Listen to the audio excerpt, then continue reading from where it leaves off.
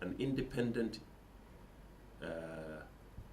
committee to be established of international repute so as to investigate on what has really happened.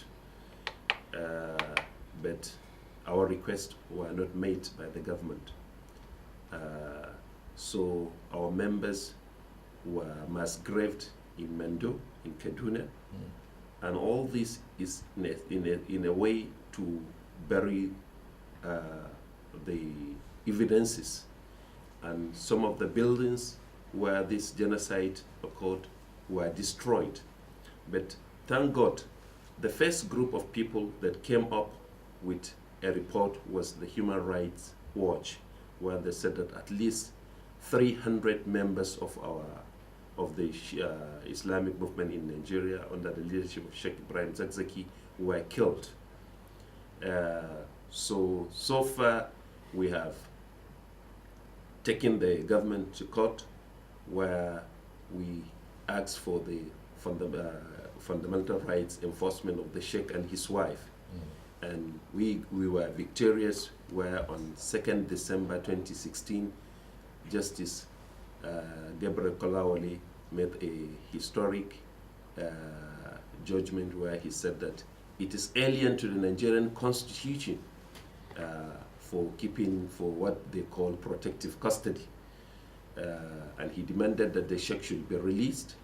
Within 45 days, a house should be built for him in any of the 19 states of the Federation in the northern Nigeria, and that a compensation of 25 million be paid to the Sheikh, likewise his wife. But up to date, the government is in contempt of court as regards to this judgment. And just 2 days ago, the International Criminal Court prosecutor Fatima Bensouda said that a grievous human rights violation by the Nigerian security forces has been established by the International Criminal Court. So, in fact, the case we have filed, we have filed a case before the ICC. Yes, and it has passed the preliminary stages. So, in fact, what we do expect is indictment of those involved in the Zaria massacre. Back to Anete. Why is the IMN issue of particular concern to Human Rights Watch? It's not that it is of particular concern. Every human rights violation is of concern to Human Rights Watch, and it should be to Nigerians all over. Essentially because we live in a democracy. We live in a country that has established rules and regulations by which we must all abide. In Chapter 4 of our Constitution, we have written there constitutionally protected human rights, including the right to life, the right to dignity of the human person, the right to freedom of religion, freedom of movement, all of these things that are inherent to every human being, regardless of your tribe, regardless of your religion, of your ethnicity, regardless of whether or not you're a majority or a minority group.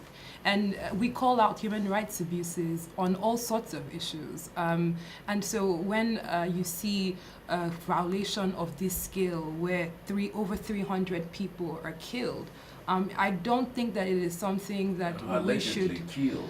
Well, I mean, we have a Judicial Commission of Inquiry that found that, it's not just our findings. So we found that at least 300 people were killed. Another Judicial Commission of Inquiry set up in Kaduna State also found that.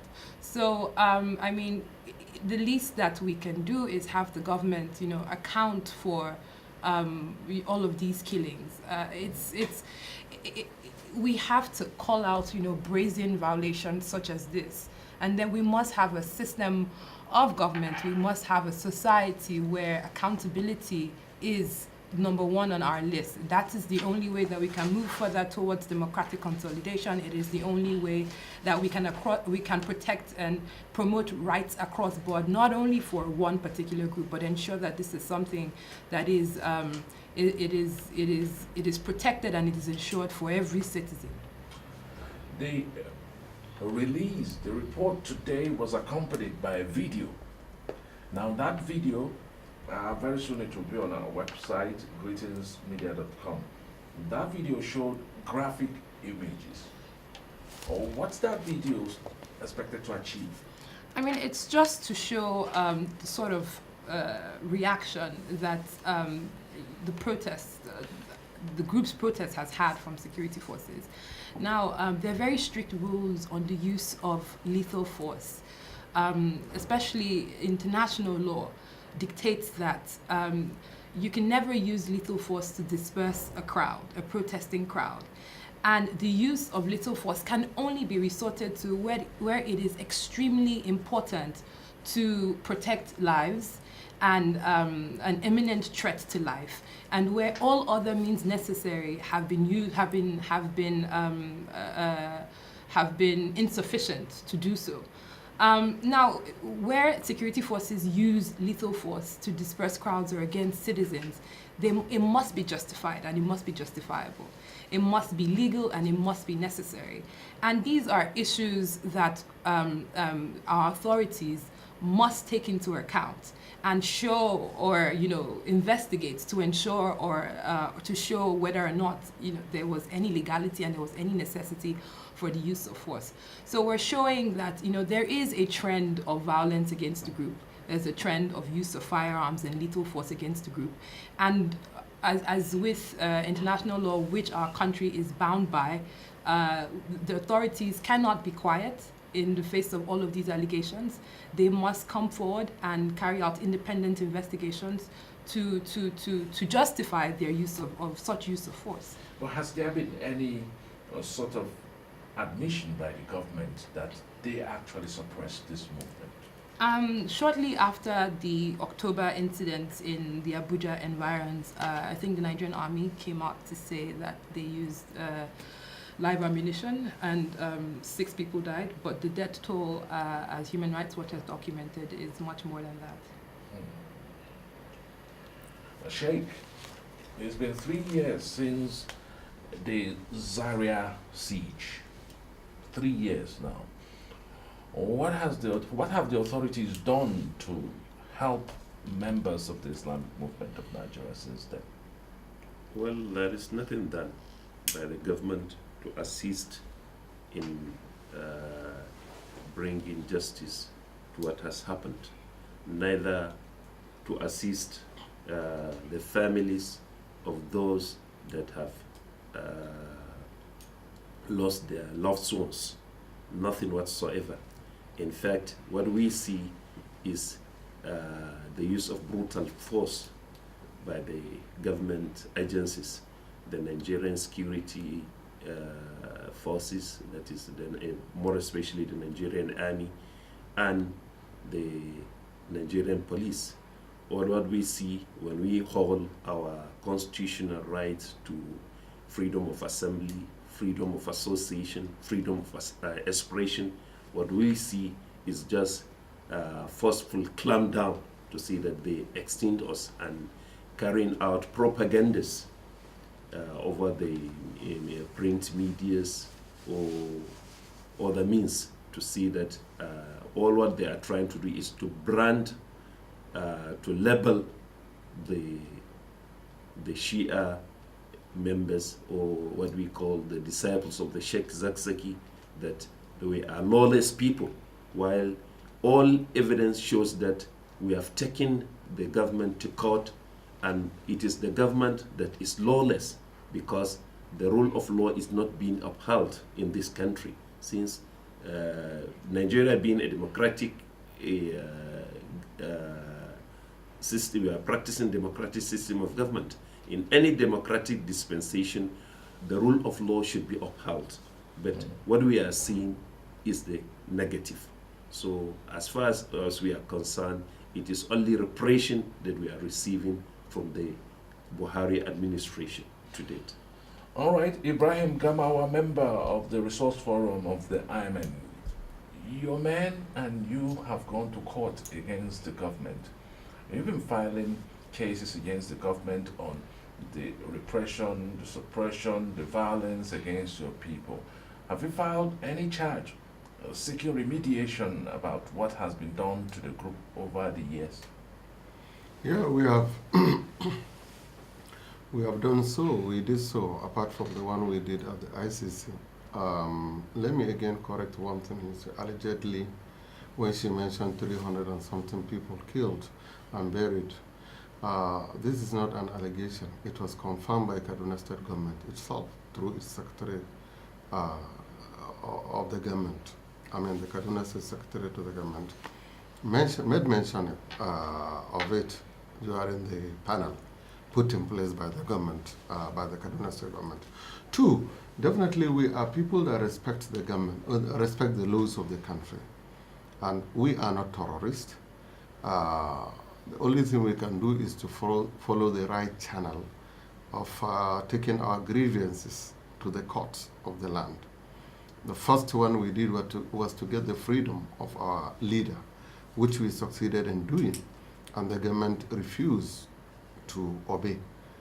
And they refused to obey the ruling of a court, of a federal high court, but unfortunately they took our leader to Kaduna, charging him for killing someone that is not even known, called Kaduna, a soldier.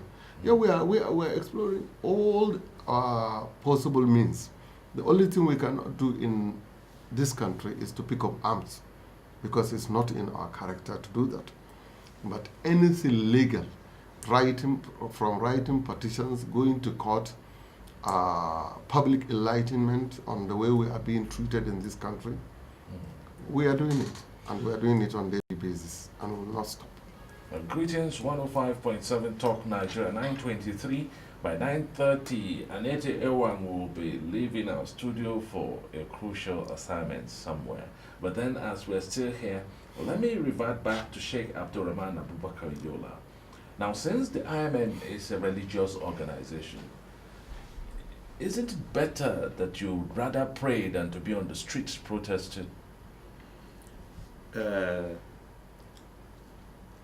Being a religious body or organization, as we always say, the Islamic movement in Nigeria is a mass movement, and expressing your grievances by way of protest is a legitimate right granted by the Constitution of the country. So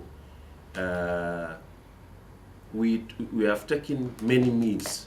Like now, I think in 2009, when an incident happened in Sokoto, whereby one person was killed, and our members were attacked, whereby our religious center in Sokoto was destroyed.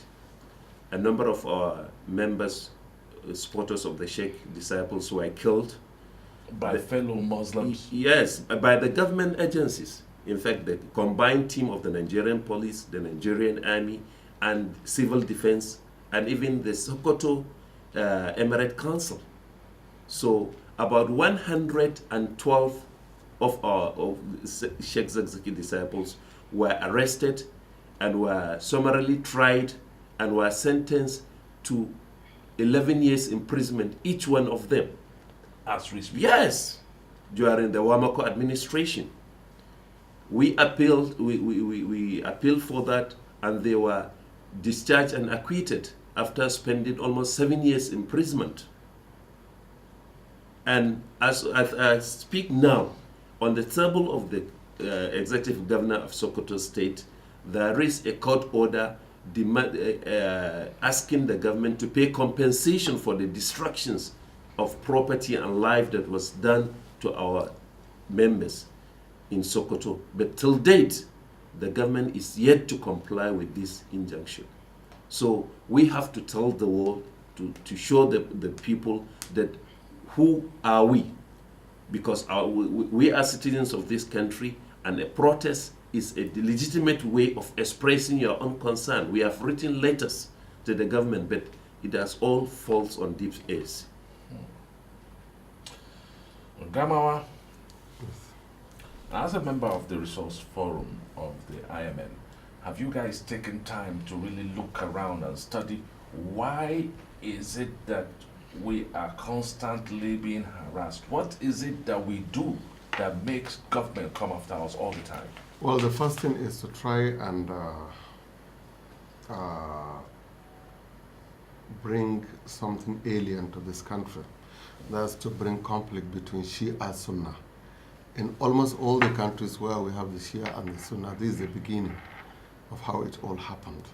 The main objective is to bring the Shia-Sunnah crisis in Nigeria, which I pray our other fellow believers too, like the Christians, will try as much as possible to discourage and let the other Muslims too, who are the Sunni, to be very, very watchful on this likelihood of igniting Shia-Sunnah problem.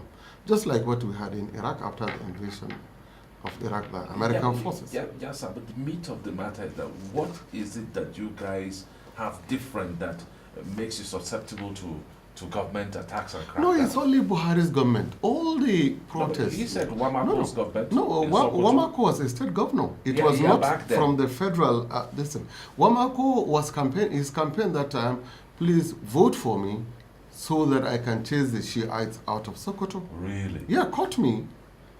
He can hear me. If he feel I'm lying, let him go to court. Let him take me to court. I have my proofs. So now this is happening on the federal level. When during the presidential chat, the president was asked, what are you doing about the Shia problem? Shia versus the Nigerian army. The president said, look, he was not properly briefed, and all he saw was a chase of a general was being touched, which is this and that and that and that. But so we felt, and he said he was waiting for a commission of inquiry, and he will act on it. Now we waited. To our dismay, not up to 6 months after, he traveled to Qatar. And there he held an interview on the news, on a television, speaking in English while they were translating in Arabic. He said he descended on the Shiites in Nigeria to curtail or to reduce the influence of Iran in Nigeria. So that means he was on the know. And another time, the Saudi Crown Prince said it in Saudi Arabia. I said it in this platform. He said it in America, that of his achievement, 3 years, 1 year achievement as a Crown Prince was crushing the Shiites in Nigeria. Sheikh Zakzaki's name was specifically mentioned in Arabic when a commentator from the Good Governance and Strategy was talking. He made mention Sheikh Ibrahim Yaqub al-Zakzaki. So we are caught in a kind of proxy war, if I can put it this way, maybe between the Shiites and the Sunni. That could be the main reason. Yes, that's the main reason. If Right. not, we are the most law-abiding citizens in this country. I bet you go to all the prisons in this country, you can find a Shiite being jailed for armed robbery, for rape, for theft, for corruption, for what not. Go. It's a challenge. If there is any single person that can bring a Shiite being accused of these vices, please let him call and tell me that he is in so-so prison. Let us go and see. And I can bet with my life. All right, we have to free Aniete Ewang.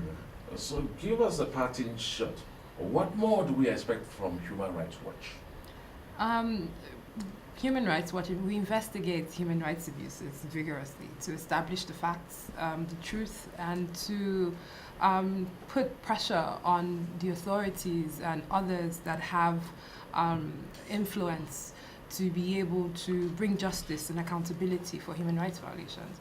And I think citizens must get on board with the entire idea of accountability, because if we're looking to build a sustainable society that further moves along the line of democratic consolidation, human rights and the rule of law, due process, they are essential to a society where peace and security and justice prevails.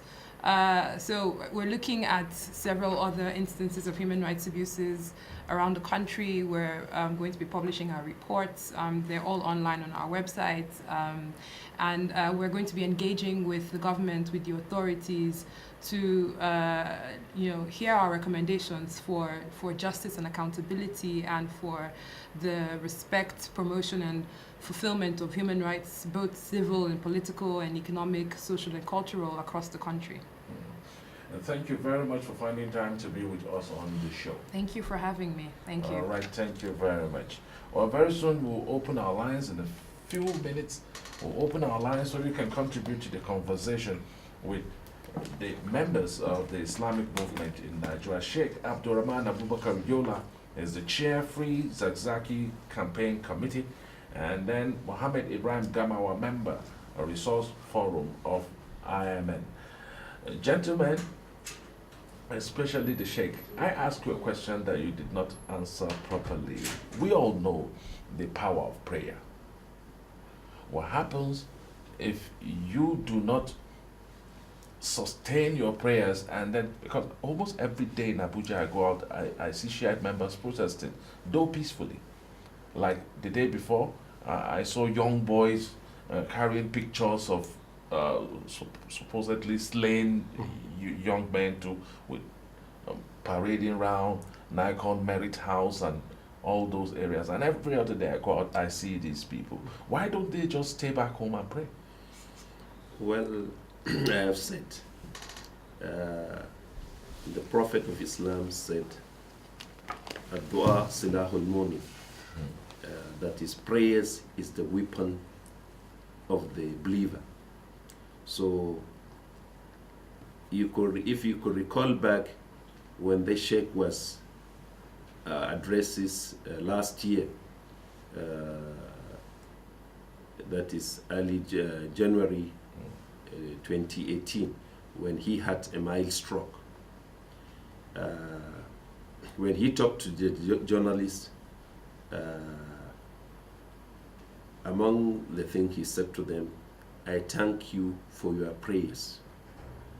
We as Muslims do believe in the power of prayers. And if it is not because of prayers, we wouldn't have been where we are today. Because the intention is to wipe us completely. On 2015, 12th December, 3 years back, when the military came, it is not the issue of road blockage, not blocking the Chief of Army Staff.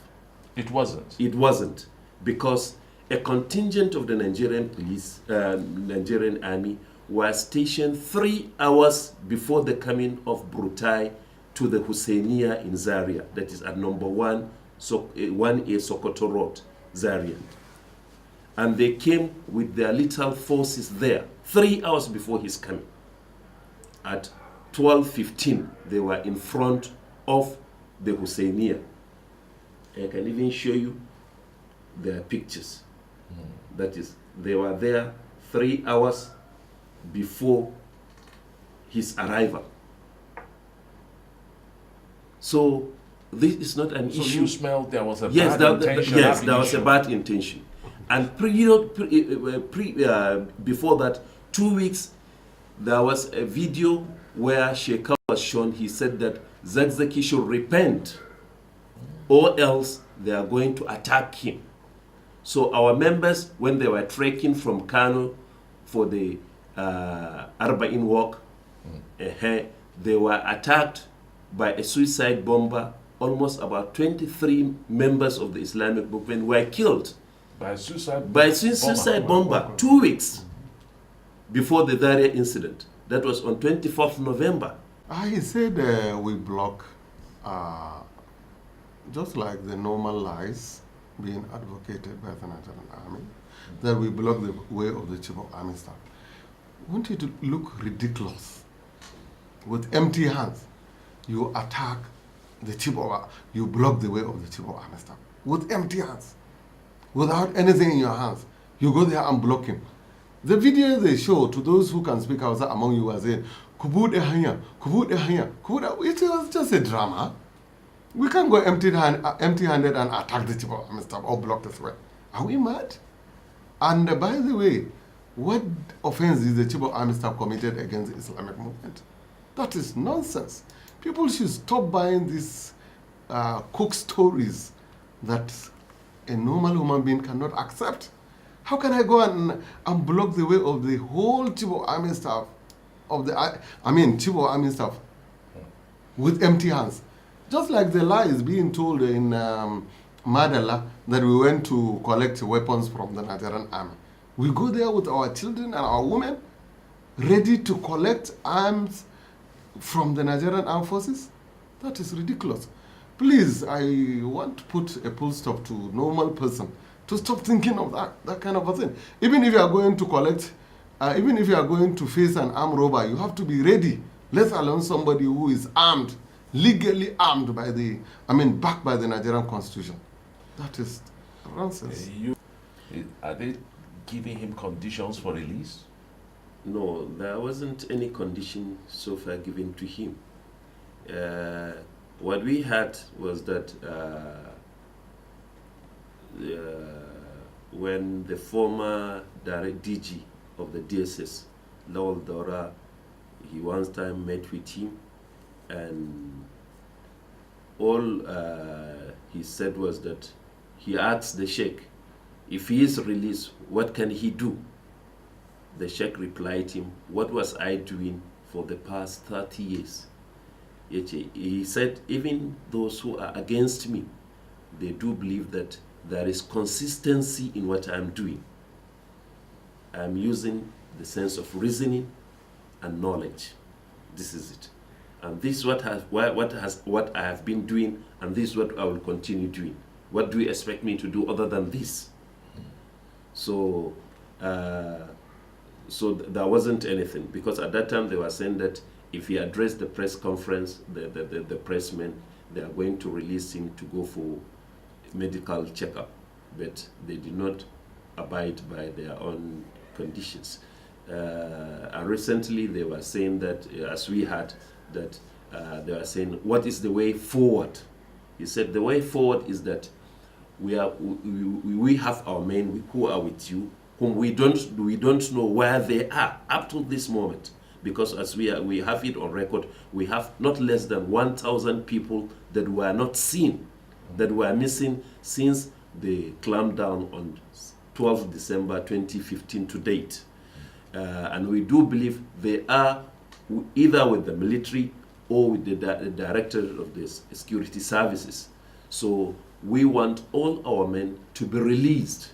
Then a way forward will be, this is a way forward. Then we'll sit down and see what we can do.